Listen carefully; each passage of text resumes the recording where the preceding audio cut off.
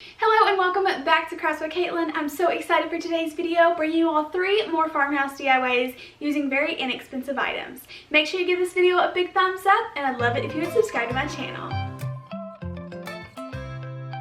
Before we get started, I do want to give a huge thank you to June's Journey for sponsoring today's video. June's Journey is a hidden object mystery game that is set back in the 1920s, and June is on this quest to go solve the murder mystery of her sister, and you get to enjoy finding all the hidden objects as well as earning prizes and coins to build your estate as you are trying to find the clues to help June solve the mystery of the murder of her sister. So this is the perfect game to sit back and relax and just take a break and enjoy, but it also keeps you so interested on the edge of your seat because you're dying to find the next clue. I personally love this game. It is free on iOS and Android, so make sure that you do go check it out, and it's definitely the game that's been on my phone the longest, so I love to play it, and I do recommend that for you. So do go check out the links down below. So now let's get back into our farmhouse DIYs. Originally, I didn't have the personalized theme whenever I was making these crafts, but the first 2 were personalized, so I thought it would be fun to go ahead and make the 3rd one. I thought it was a fun theme for today's video, but let's go ahead and get started.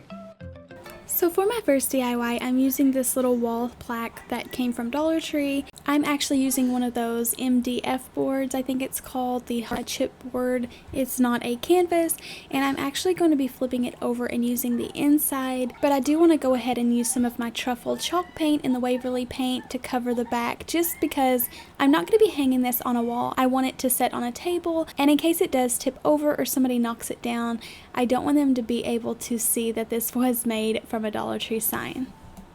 I end up giving this 2 coats of the brown color paint, and I made sure that I did get around the edges. After that had dried, I flipped it over and then painted the inside edges because you will be able to see that. I am going to try to cover the inside with a piece of paper, but I know that the edges will show through a tiny bit, so I did paint about 1 inch on the inside edges of the sign. Now I'm just using a small amount of my Silver Linings chalk paint, and I'm just going to dry brush this on top of the brown to give it a distressed look.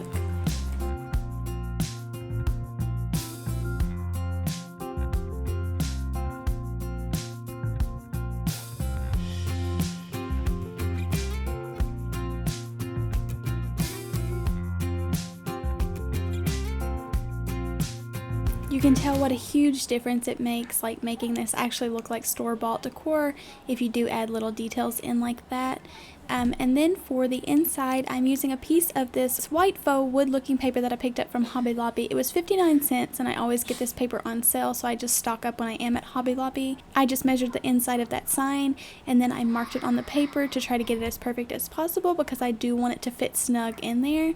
And then I measured the opposite way and just marked my paper and cut this down to size.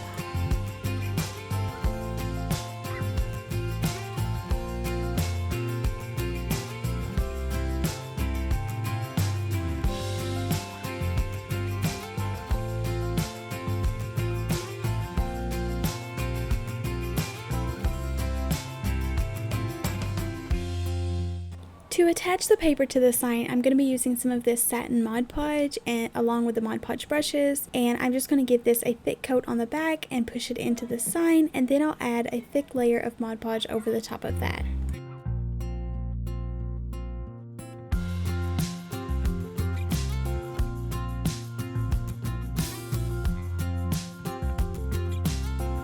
I'm also using my new Mod Podge roller to kind of push it down and get all the bubbles out of it.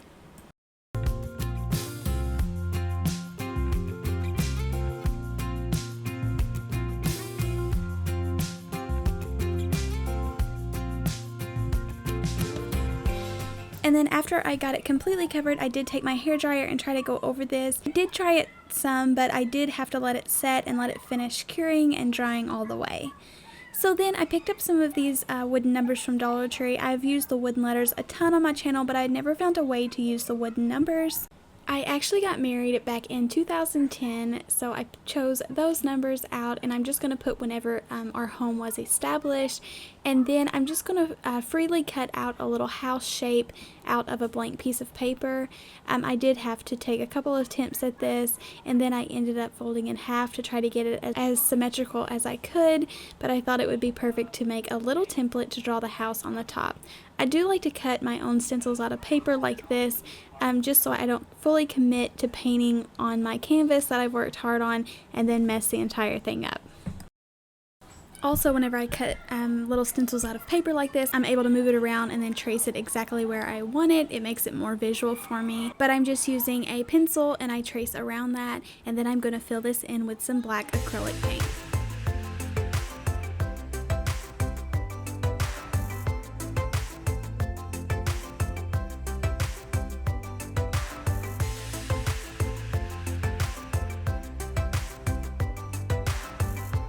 While I have my paintbrush out and that same black acrylic paint, I'm just going to give my numbers a thick coat of that. Make sure that you do get the edges, it makes it look a ton better. And then just using a fine point Sharpie from Dollar Tree, I'm just going to write EST for established over the year that I was married. Now I'm freehanding a little heart just on this paper, and I intentionally didn't want it to look perfect. I just wanted it to look hand drawn. Very quickly cut it out, trace over it, and then paint it with some of my white Waverly chalk paint.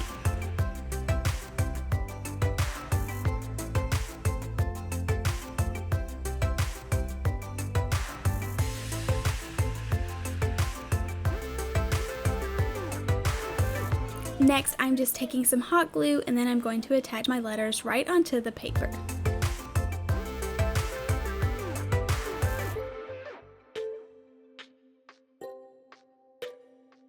I think this turned out so cute, and I am excited to add it into my farmhouse decor. I love how the little house and heart look, as well as the little established and personalized date at the bottom. I think this would be perfect for an anniversary or wedding gift as well. Starting the second project, I'm using one of these Welcome to Our Patch carrot signs. I have used one of these signs before, and it just makes a perfect base, and I love the extra little metal borders that come on it, and I think it just adds extra details. So I just start by removing those little metal pieces from the front, as well as the jute string hanger. And then I love the trick of heating up the Dollar Tree labels on the back of the signs. It helps it come off so much more smoothly.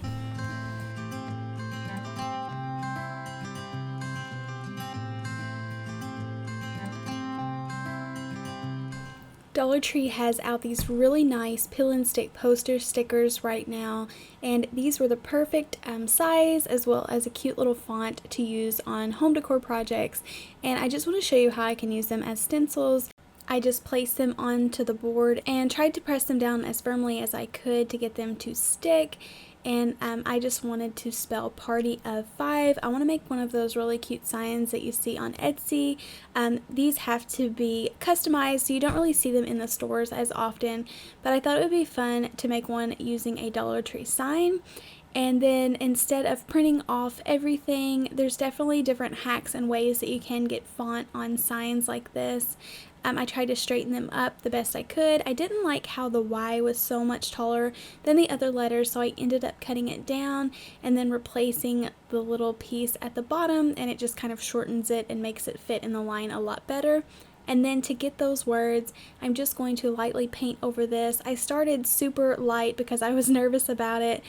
Sometimes stickers that aren't made very well, it does bleed through. But these actually worked really nicely, and I was able to apply a lot more paint over them, and then I just finished up by going over the sign.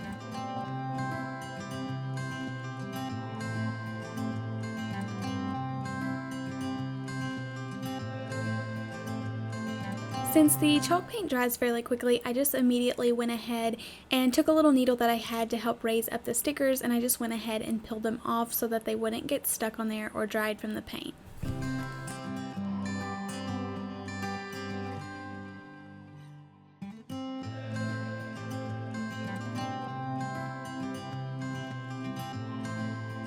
And then I just took my brush that I had already used, I didn't add any more paint, and I just barely went over the party of words so it would get a little bit of distressing in them. I thought this made it look so neat and rustic looking. And then we are a family of 5. I have 3 little girls, so I printed off a pretty 5. I tried to just freehand cut one out of paper and it didn't look so great, so I just got on Word and I just used a pretty little font and printed it out. And this was just so much more of a fancier 5 than I had drew, so I think it looks so much nicer.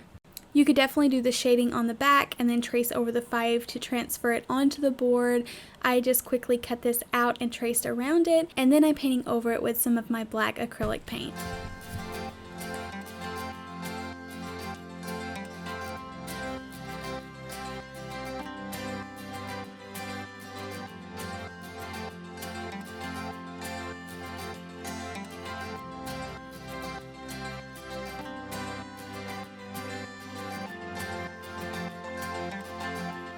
And then I thought that the black 5 stood out way too much, so I did take a little bit more black on my brush and I just tried to incorporate a little bit more around the edges of the sign and try to dry brush a little bit. In some places I did get it too heavy, so I took a little baby wipe to remove that, but I just like the look of adding a little bit of black to coordinate with the 5.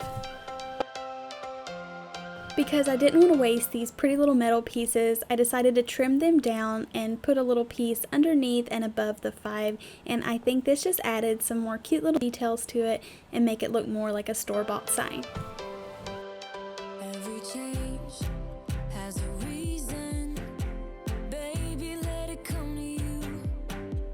Every soul, every season lives outside of status quo. And then to finish this off, I just added a piece of jute string to the top to hang it up, and then later on I probably will seal it with either some Mod Podge or some kind of clear sealant. But I love how this turned out. This is so cute. I love the little party of 5 representing our family, and I set it along this little shelf that holds some of our family photos. For my last personal project, I wanted to just put a last name on a stand and kind of make it look like a table marker or like a little wedding piece, but I still think it would be so cute up on a shelf or a table with your family's last name displayed really cute in your home. So I'm starting with this glass candlestick and I'm going to give it a thick coat of the white Waverly chalk paint. You can also definitely choose to spray paint your candlesticks. And then Dollar Tree has these really cute little chalkboards, and then I'm going to be using a few of these little building tower blocks from Dollar Tree. I just had a few of these left from my last project. I ended up coordinating them with the candlestick, so I painted them this white chalk paint as well. The board is super thin and I knew it wouldn't stand up on this candlestick, so to give it more of a sturdy base, that's what I'm using the building blocks for. I'm just gluing one in the front and then one in the back, and this will give it a wider base, so I will be able to attach the chalkboard onto the candlestick. And then for the initial, I just picked a letter out of one of these die cut letters from Dollar Tree. They're like in the school supply section. I decided that I would make this for a friend, so I'm using her last name, but I'm going to trace this with just a pencil. It does show up on the chalkboard really nicely, and then I'm painting it with chalk paint as well.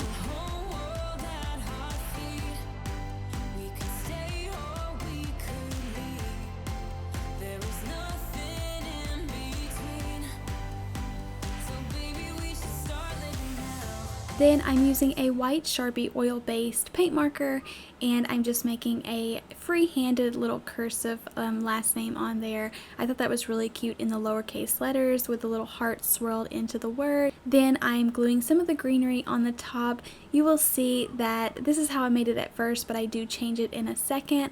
I went ahead and glued it down onto the candlestick like that, and that worked perfect to give it the base. And I just thought it needed some more decor, and I didn't like it. It was so plain. So I ended up pulling some of the white flowers off of these greenery bouquets from Dollar Tree and actually gluing it angled on the side like that. I trimmed down the white flowers and then hot glued them in the center to make like a little garland.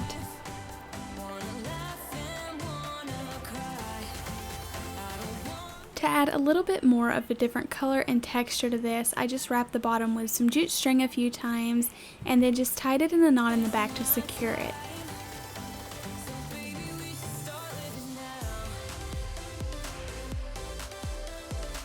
So I also thought that this piece came together really cute. It definitely looks like a wedding decor piece, I think, but I also think it coordinates really cute with Farmhouse Decor, and you could definitely customize this to your liking. Let me know in the comments down below which one of these 3 crafts was your absolute favorite, and if this video inspired you to make something for your home.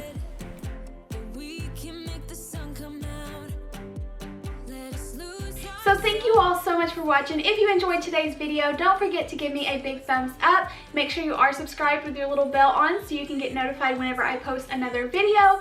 And please don't forget about June's Journey. I really recommend it. It is so much fun to play. And as I said before, the links are down below. So thank you all so much for watching, and I'll see you next time. Bye!